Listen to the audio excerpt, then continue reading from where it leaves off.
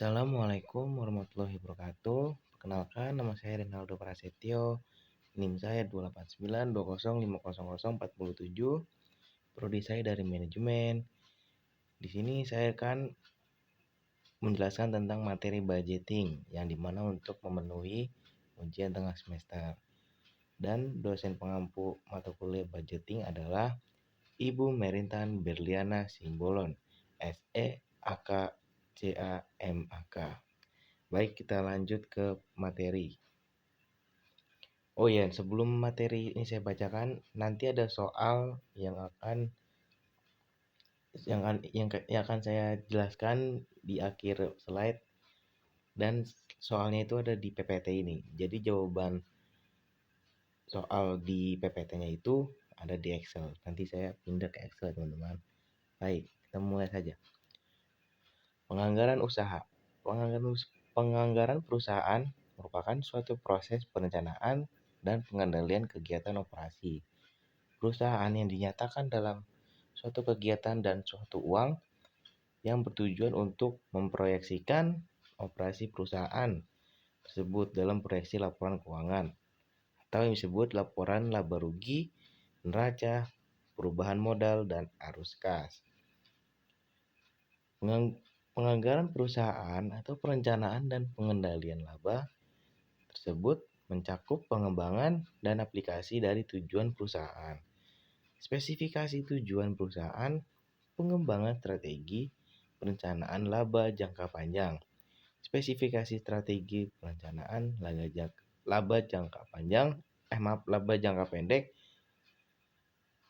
pembuatan suatu laporan kinerja periodik, dan pengembangan prosedur tindak lanjut. Hasil yang diperoleh setelah menyelesaikan fungsi perencanaan.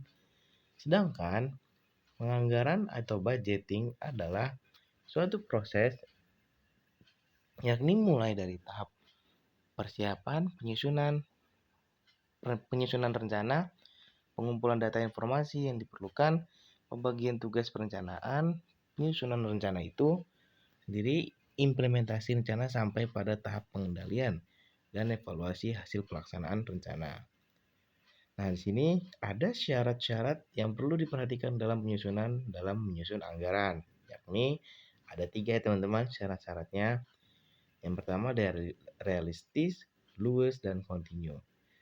Realistis itu adalah tidak terlalu optimis dan tidak terlalu pesimis, jadi seimbang ya teman-teman.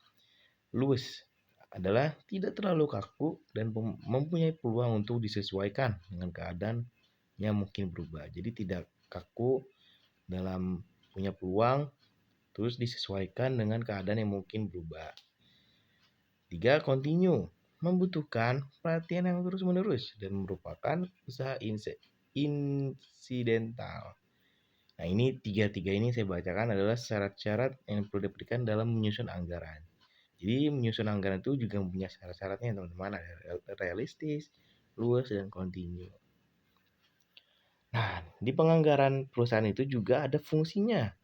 Dalam upaya untuk mencapai tujuan didirikannya perusahaan, organisasi perusahaan memiliki berbagai fungsi yang berkaitan dengan pencapaian tujuan tersebut. Secara umum, seluruh fungsi dalam suatu organisasi dapat dikelompokkan ke dalam 4 fungsi, yaitu fungsi perencanaan atau planning, fungsi pengorganisasian atau organizing,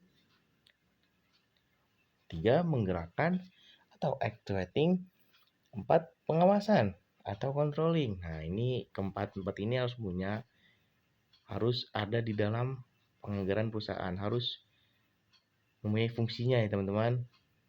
Dari fungsi perencanaan penganggaran, ini kita mau kemana penganggarannya, pengorganisasinya kita harus terorganisir, menggerakkan kita harus menggerakkan, pengawasan kita harus diawasi.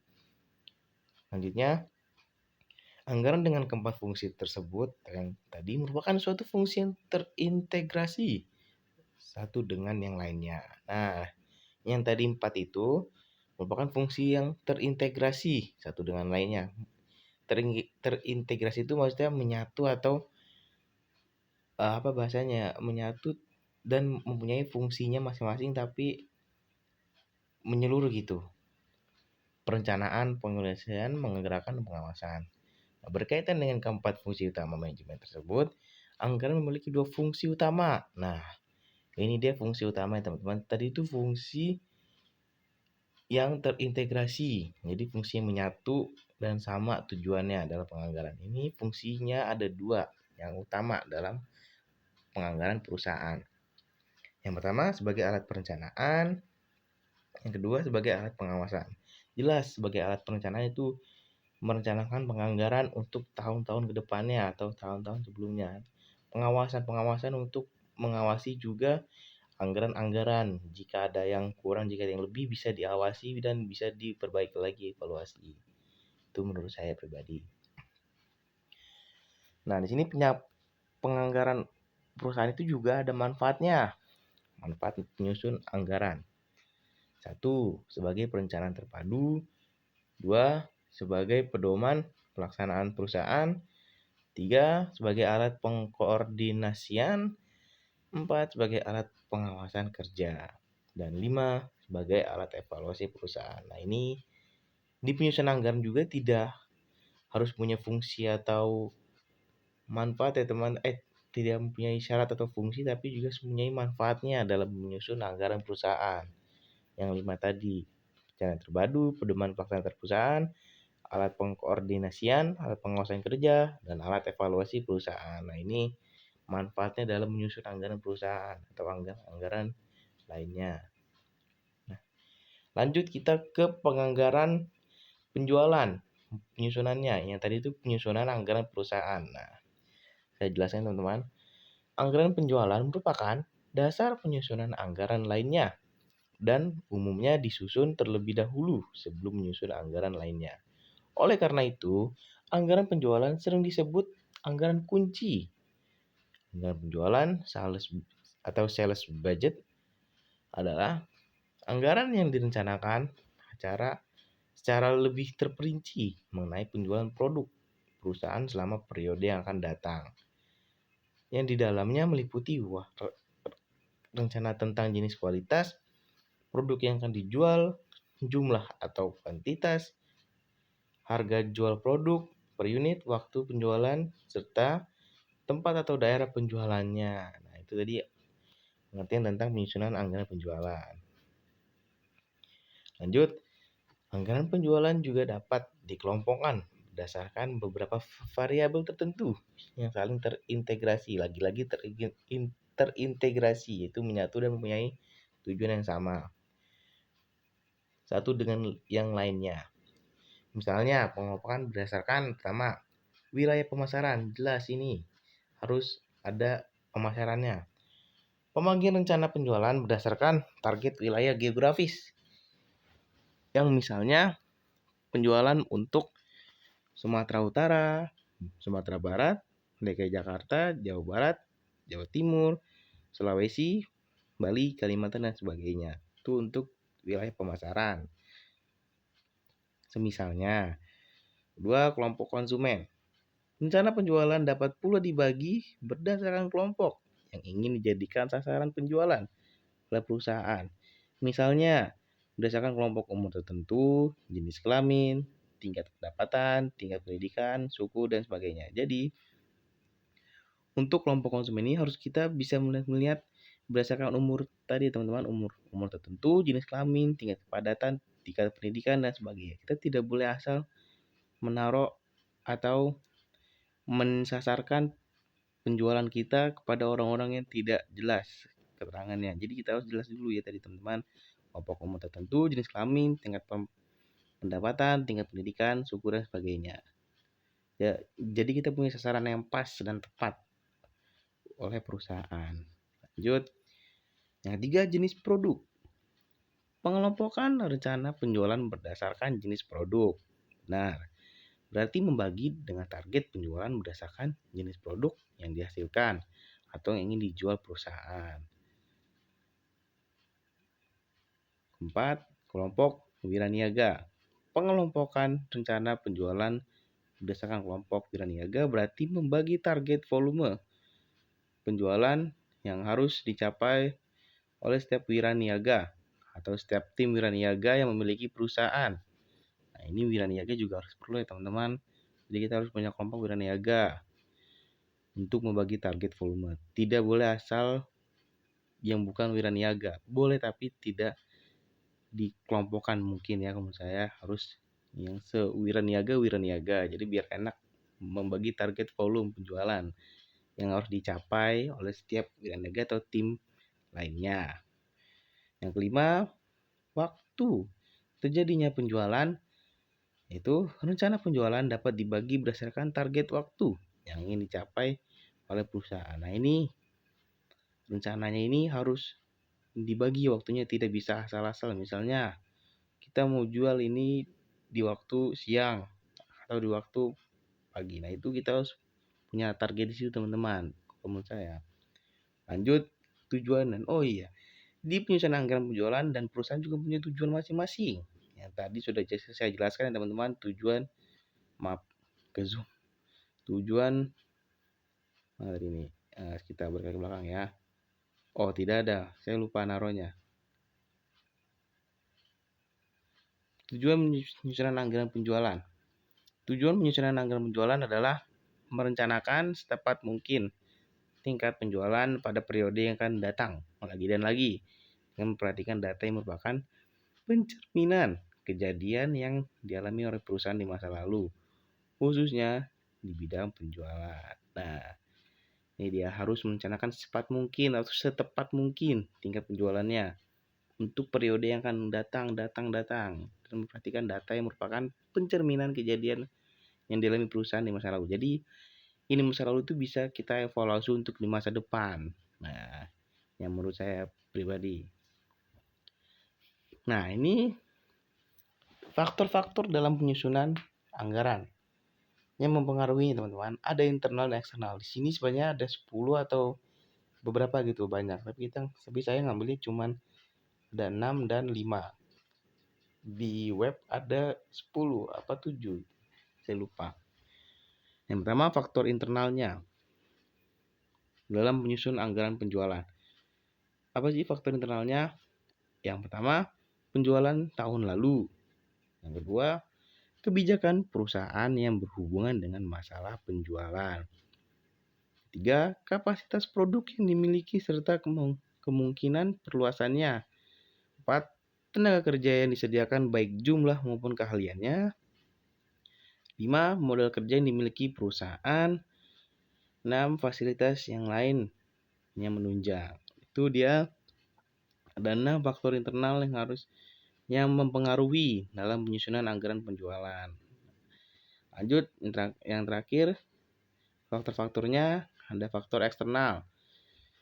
Pertama, keadaan persaingan di pasar, posisi perusahaan dalam persaingan, tingkat pertumbuhan penduduk, tingkat penghasilan masyarakat,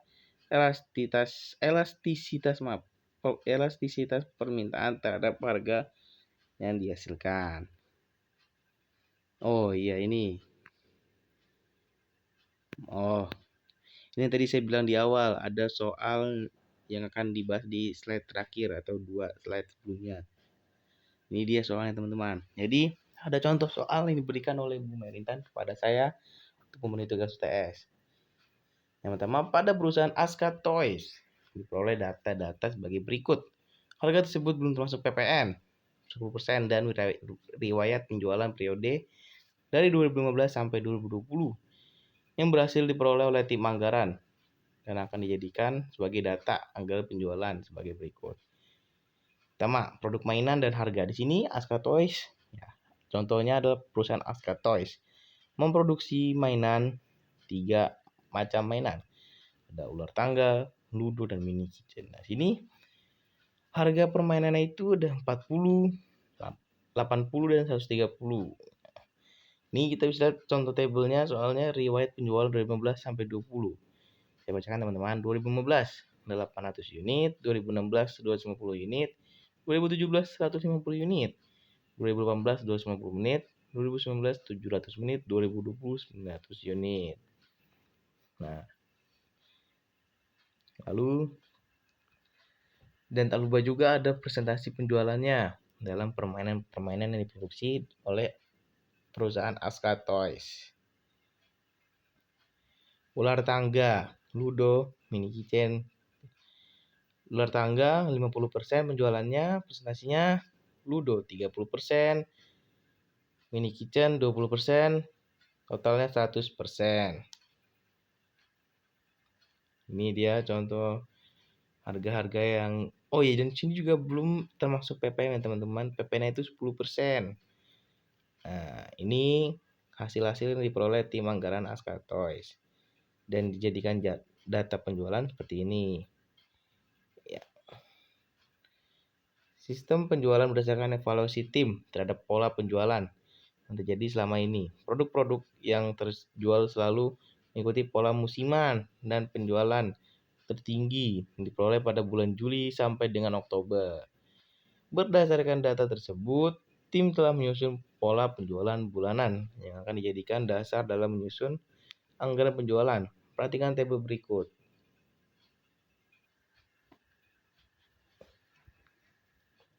Oke, lanjut. Di sini ada bulan penjualan per bulan tahun 2020, penjualan dan PPN 10%. Di sini tuh beda soal teman-teman. Ini tuh Aska Toys itu yang pertama memaparkan tentang anggaran penjualan dari 2015 sampai 2020. Ini dia paparkan. Lalu yang samping itu hanya di tahun 2020 tapi dari bulan Januari, Februari, Maret, April hingga Desember. Jadi ada 2 soal teman-teman, tabel yang diberikan oleh Bu Merintang kepada saya. Nah, di sini sebelum saya jelaskan tabel bulan penjualan per bulan tahun 2020 ini, saya bacakan dulu soal yang dimintanya. Hitunglah penjualan toys selama 2015 sampai 2020. Buatlah hasil perhitungan penjualan per bulan untuk 2020. Jadi 2 soal untuk 2 jawaban teman-teman. Yang 2015 sampai 2020 ini tabelnya. Yang tahun 2020 per bulan ini tabelnya. Oke, saya bacakan dulu. Bulan Januari, penjualan per bulan tahun 2020 5%, presentasinya.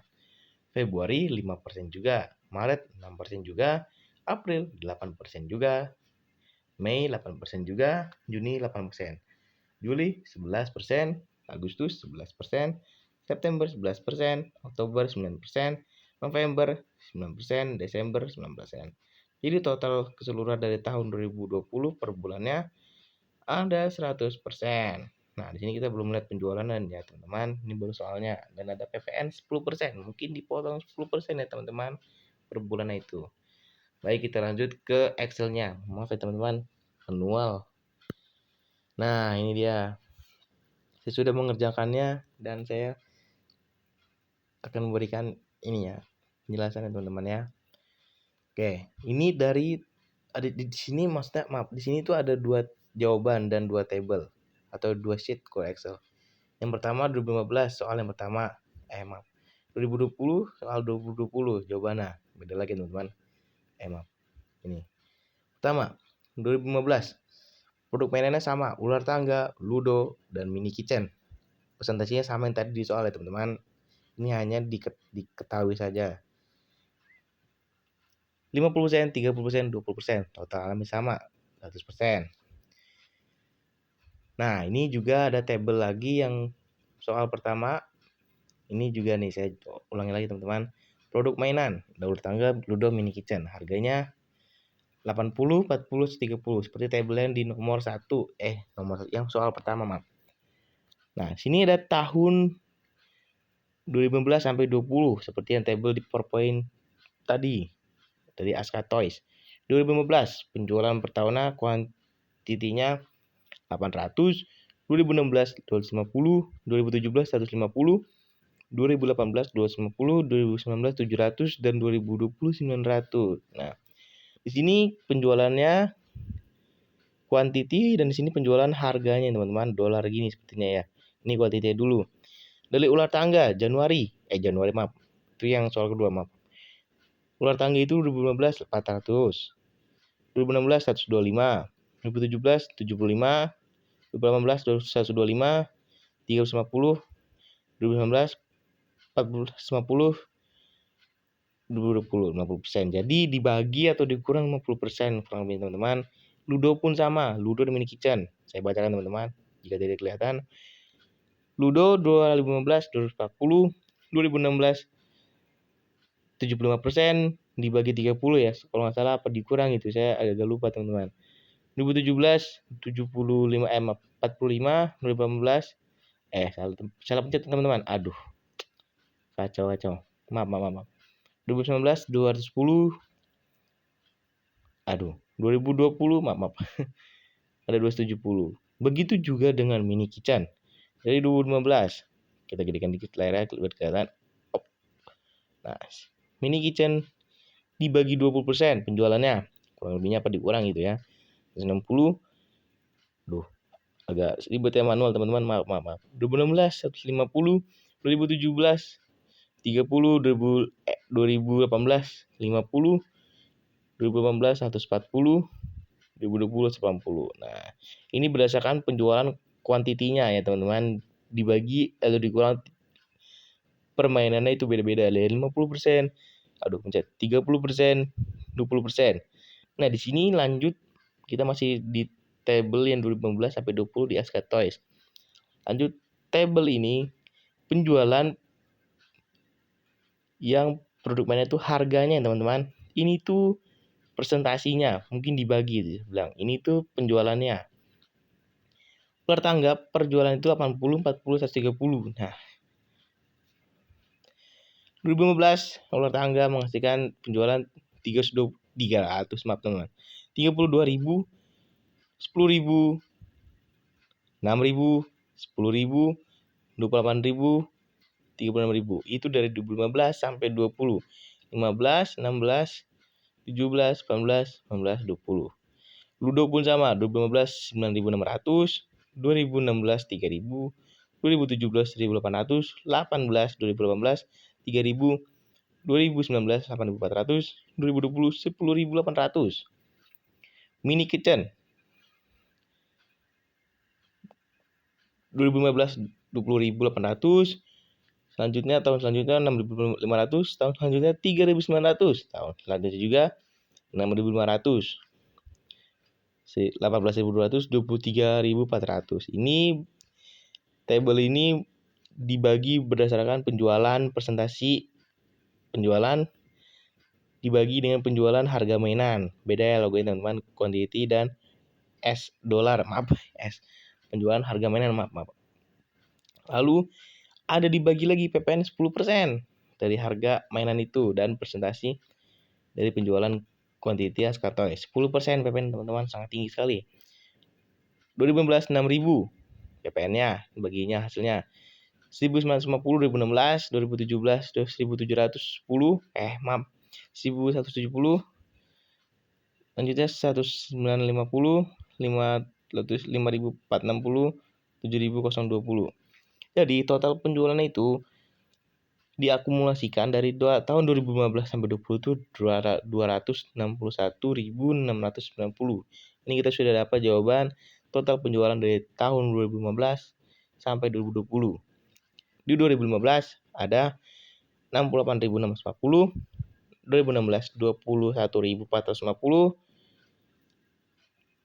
di 2017 teman-teman ada 12.870, 2018 21.450, 60.060, di 2019 2020 di 77.220. Inilah jawaban dari soal table yang pertama dari perusahaan Aska Toys yang memaparkan tentang penyusunan anggaran penjualan dari tahun 2015 sampai 2020 maaf teman-teman.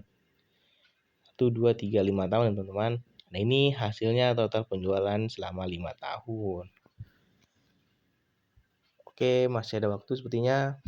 Kita lanjut ke 2020. Nanti kita akan ulang-ulang lagi guys, biar kalian mengerti. Nah, ini 2020 nih.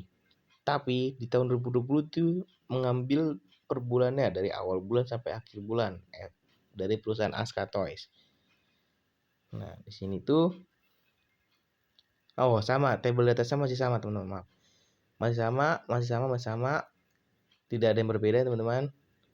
Nah, di sini ada keterangannya. Ini jawaban dari soal tabel yang kedua diminta tadi total penjualan itu 900 unit. Kita lihat. Benar. Oke. Bulan Januari. Penjualan per bulan tahunnya 95%. Februari. Maaf, begini teman-teman. Nah, aduh. Gimana tuh? Oh, maaf. Maret 6%, April 7%. Pencet mulu itunya ya. Mei 8%, Juni 8%, Juli 11%, Agustus 11%, September 11%, Oktober 9%, November 9%, Desember 9%. Lanjut penjualan per bulannya. Oh, sama ya seperti tabel slide sheet sebelumnya ini teman-teman. Ada presentasi dan quantity. Di sini ini persennya presentasi, di sini kuantitinya. Maaf di sini. 45%. 2020 di bulan Januari, Februari 45, Maret 54, April 72, Mei 72, Juni 72, Juli 72, Agustus 99, September 99, Oktober 81, November 81, Desember 81. Jadi ini tabel semua penjualan per bulan tahun 2020 berdasarkan quantity atau tadi apa tuh quantity tuh? Ini penjualan. Kayaknya saya salah naruh nih teman-teman ya. Yaitu pokoknya penjualan yang samping ini tabel ini semuanya penjualan per bulan tahun per presentasi penjualan. Lanjut. Ini juga ada lagi kita jelaskan teman-teman ya. Tabelnya. Nah, di sini juga dipotong PPN 10% sama seperti sheet yang di samping.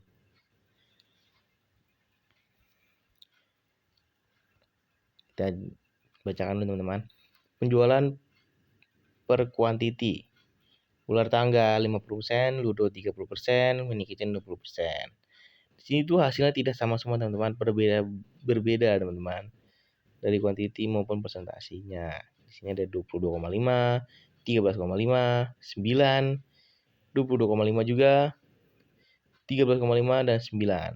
Nah, jadi masing-masing tabel yang sheet ini maupun juga dibagi PPN 10%.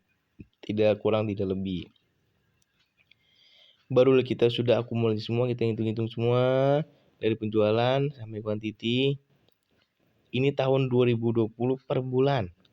Dari Januari, Februari, Maret, April, Mei, Juni, Juli, Agustus, yaitu sekitar 77.720. Total penjualan per bulan tahun 2020 itu dari Januari 3.000, 3.000, 3.000, naik. Maret 4.000, April naik 6.000, Mei tetap 6.000, Juni 6.000 tetap, Juli 8.000, Agustus 8.000 juga, September 8.000 juga, November turun 6.000, November 6.000, Desember 6.000. Jadi total semuanya ini 77.220.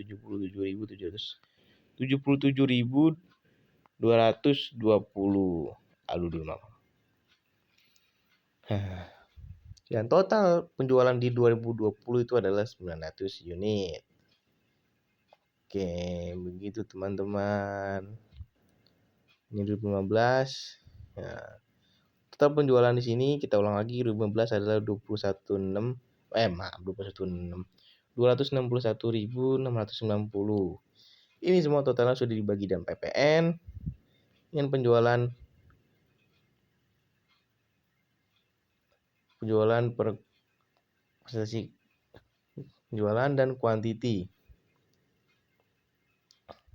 Ini dari tahun 2015, 16, 17 sampai 20 dan kita mendapatkannya itu 26.690. Ya, bisa dilihat teman-teman ya. Kalau ingin lihat jawabannya bisa di screenshot. Bentar, saya besarkan dulu. Oh iya, nggak bisa teman-teman. Maaf nih, saya di HP. Nah, ini 2015 semua keseluruhan 2020. Karena di sini saya membuat 2 sheet ini karena soalnya pun dikasih 2 oleh Bu Merintan. Yang pertama yang ada di PPT, yang kedua ada di PPT juga. Nah, ini. Jadi Bu Merintan itu memberi saya untuk menjelaskan anggaran penjualan dari PT Aska Toys. Tabel pertama tadi itu dari tahun 2015 sampai 20 dan soal keduanya itu dari 2020 di tahun 2020 maaf, tapi dihitungnya dimintanya per bulan dari Januari, Februari, Maret, April, Mei, Juni, Juli, Agustus, September, Oktober, November, Desember. Nah, dan dari total penjualannya itu di 2020 adalah 900 unit seperti yang diminta di soal nomor 2 tabel yang kecil itu teman-teman di PPT. Nah, itu totalnya. Dan total penjualannya per bulan itu di tahun 2020 dari Januari sampai Desember sekitar 77.220. Nah, beda kan teman-teman kalau dibandingkan dengan perhitungan dari 2015 per tahun sampai 20 itu totalnya itu lebih besar 26.690 karena dia menghitungnya dari tahun per tahun 15 ke 25 tahun. Kalau 20 hanya menghitung dimintanya mencari per bulannya saja Januari sampai Desember. Lagi-lagi saya bilang itu di tahun 2020 dimintanya tapi per bulan. Maaf. Nah, jadi ulang lagi saya teman-teman, totalnya itu penjualan di 20 adalah 900 unit dari keseluruhan rumah tangga, ludo, dan mini kitchen. Dan totalnya penjualannya per 20 per bulan tahun 2020 adalah 77.720. Oke, itu saja yang bisa saya sampaikan. Apa masih ada yang kurang jelas teman-teman? Di sini penjualan per bulan tahun 2020 77.000. Jangan terbalik ya teman-teman. Kalau di sini itu dimintanya menghitungnya dari tahun ke tahun. Kalau ini dari tahun 2020 per bulan. Jadi satu tahun menghitungnya dimintanya mencarinya per bulan. Kan satu tahun itu ada 12 bulan ya teman-teman. Nah, kalau ini hanya dimintanya 12. Penghitungnya itu entah di akhir tahun apa di awal tahun. Kalau begitu teman-teman. Ini dia jawabannya teman-teman. Kita sudah menemukannya ya. Di tahun 2015 sampai 20 61.690 dan di tahun 2020 per bulannya kita mendapatkan mana nih? Oh ya. Total penjualan per bulannya 77.720 dari hasil ini akumulasi semuanya. Pencet.